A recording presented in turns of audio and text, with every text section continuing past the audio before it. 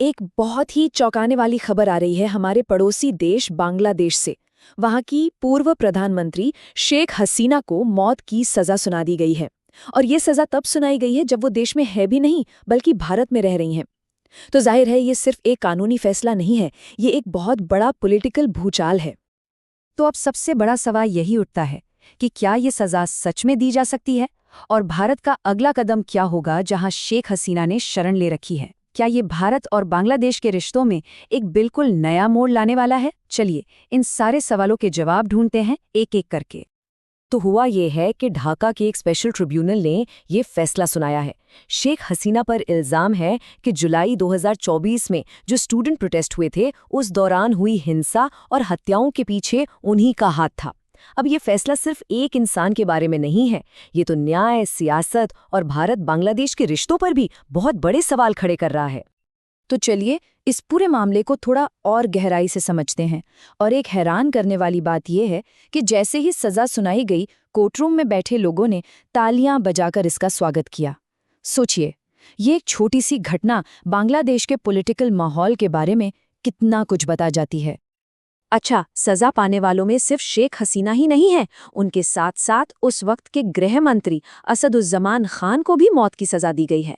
लेकिन कहानी में एक ट्विस्ट है। उस वक्त के जो पुलिस चीफ थे मामून, वो बन गए सरकारी गवाह और उन्हें सिर्फ 5 साल की सजा मिली।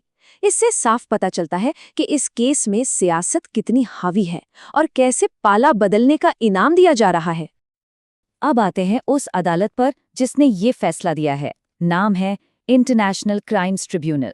लेकिन क्या ये सच में इंटरनेशनल है, या नाम कुछ और कहानी कुछ और? हाँ, तो नाम है इंटरनेशनल क्राइम्स ट्राइब्यूनल। सुनने में तो ऐसा लगता है जैसे कोई हेग वाली इंटरनेशनल कोर्ट हो, है ना? पर असलियत क्या है, चलिए देखते हैं। तो देखिए, हकीकत ये है कि नाम में भले ही इंटरनेशनल हो, पर ये पूरी तरह से एक बांग्लादेशी एक डोमेस्टिक कोर्ट है। मतलब इसमें कोई बाहर का जज नहीं है, न ही इसका यूएन से कोई लेना देना है। इसका सारा अधिकार क्षेत्र सिर्फ बांग्लादेश तक ही है।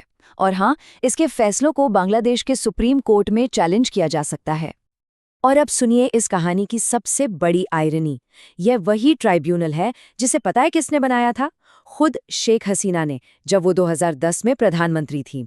बनाया तो गया था 1971 के वॉर क्रिमिनल्स को सजा देने के लिए, लेकिन देखिए आज वही अदालत खुद उनके खिलाफ इस्तेमाल हो रही है। अच्छा, अब एक और ज़रूरी बात पर आते हैं।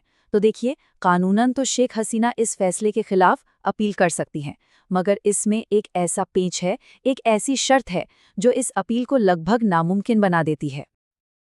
देखिए, कागजों पर तो प्रोसेस बड़ा सीधा साधा लगता है, असली खेल तो है तीसरे स्टेप में।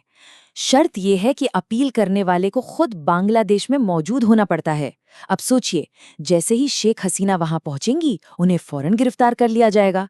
तो ये एक तरह का कानूनी चक्रव्यूह है। मतलब अधिकार तो दिया है, पर उसे इस्तेमाल करने का रास्ता ही बंद कर दिया है। और इस पूरे ट्रायल की लीगैलिटी पर एक और बड़ा सवाल उठता है। पता है, ये पूरा फैसला एक तरफा था। मतलब सुनवाई के वक्त शेख हसीना का पक्ष रखने के लिए वहां कोई था ही नहीं, न कोई वकील न कोई और। देखिए, इंसाफ का सबसे बेसिक रूल होता है कि आरोपी को अपनी बात कहने का मौका मिले। यहां तो वो हुआ ही नहीं। चलिए अब आते हैं इस कहानी के सबसे बड़े सवाल पर। भारत का क्या स्टैंड होगा? शेख हसीना तो भारत में है, तो इस फैसले का इंडिया के लिए क्या मतलब है?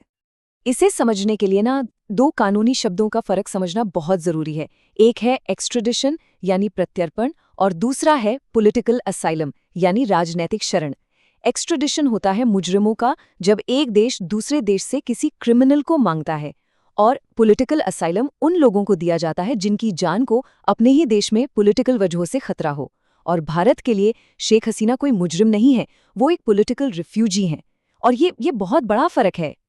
भारत की इस पॉलिसी को समझने का सबसे अच्छा एग्जाम्पल है दलाई लामा। सोचिए, चीन कितने दशकों से उन्हें वापस मांग रहा है, पर भारत का स्टैंड हमेशा क्लियर रहा है कि वो एक सम्मानित राजनीतिक शरणार्थी हैं, हम उन्हें वापस नहीं भेज सकते। बस यही वाला सिद्धांत शेख हसीना के केस में भी लागू होता है। हसीना की पार्टी अवामी लीग का तो यहाँ तक कहना है कि अगर उस रात भारत न होता तो शेख हसीना को भी उनके घर में मार दिया जाता, ठीक वैसे ही जैसे उनके पिता को मारा गया था। मतलब वो मानते हैं कि भारत ने उन्हें एक तरह से मौत के मुंह से बचाया है। तो अब सवाल ये है कि आगे क्या? बांग्लादेश का फ्यूचर किस तरफ जा रहा है? और इस मुश्किल सिचुएशन में भारत की स्ट्रैटेजी क्या है? यहाँ एक और आयरनी देखिए। शेख हसीना की सरकार पर आरोप था कि उन्होंने स्टूडेंट्स पर फोर्स यूज किया, ठीक है? पर अब जो मोहम्मद यूनुस की नई सरकार है, वो अवामी लीग के प्रोटेस्टर्स के खिलाफ शूट एट साइट के ऑर्डर्स दे रही है। मतलब देखते ही गोली मारने के आदेश। यानी जिन तरीकों को गलत बताकर ये लोग पावर में आए, अब खुद उन्हीं तरीकों का इस्तेमाल कर रहे हैं। ऐसे में भारत की जो स्ट्रैटेजी है उसे कहते हैं स्ट्रेटेजिक पेशेंस, यानी रणनीतिक धैर्य। इसका सीधा मतलब है वेट एंड वॉच। भारत अभी सीधे सीधे कुछ नहीं करेगा, बस हालात पर नजर बनाए रखेगा। भारत को शायद ये लग रहा है कि नई सरकार जो ये सख्त कदम उठा रही है, उससे लोग खुद ही उसके खिलाफ हो जाएंगे, और तब हो सकता है कि जनता का सपोर्ट वापस शेख हसीना की तरफ मुड़ जाए। तो आखिर में सवाल वहीं आकर रुक जाता है कि इस पूरे उथल-पुथल के बाद बांग्लादेश की सियासत अब कौन सा मोड़ लेगी? ये एक ऐसा सवाल है जिसका जवाब फिलहाल किसी के पास नहीं है। ये तो सिर्फ आने वाला वक्त ही बताएगा।